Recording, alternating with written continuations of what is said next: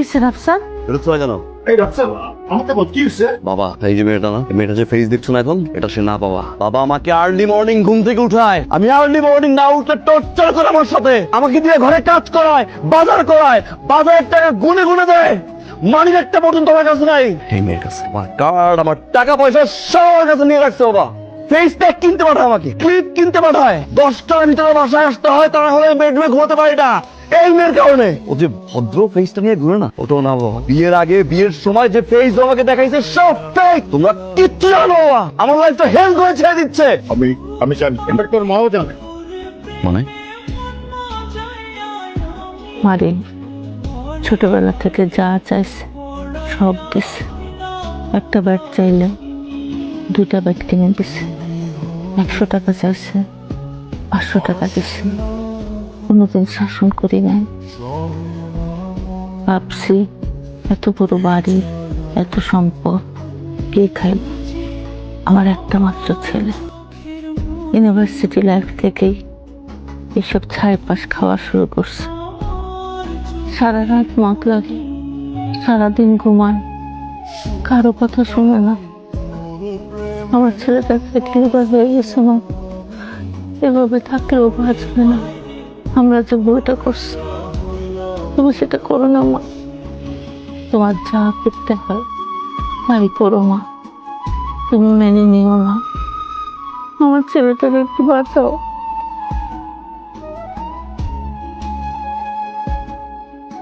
ওর কোনো দোষ নাই, সব আমাদের প্ল্যান। যদি বলিস দোষ আমার, তোর বাবার। এছাড়া আমাদের আর কোনো উপায় ছিল না রে। আমরা হেল্পলেস।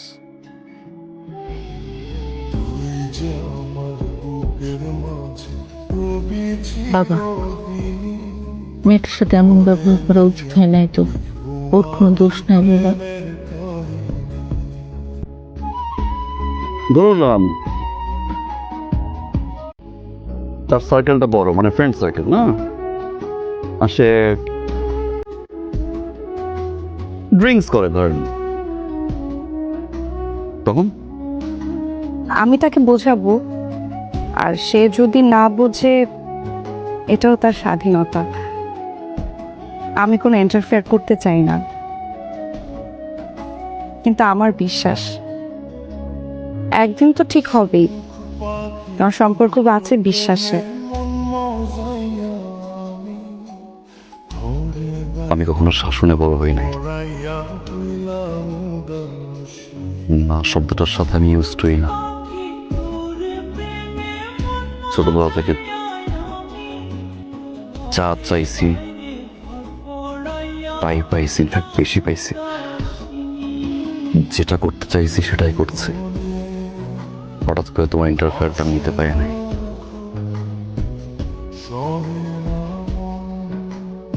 প্রতিটা মুহূর্ত আমার কাছে টর্চার মনে হতো, সহ্য করতে পারতাম না।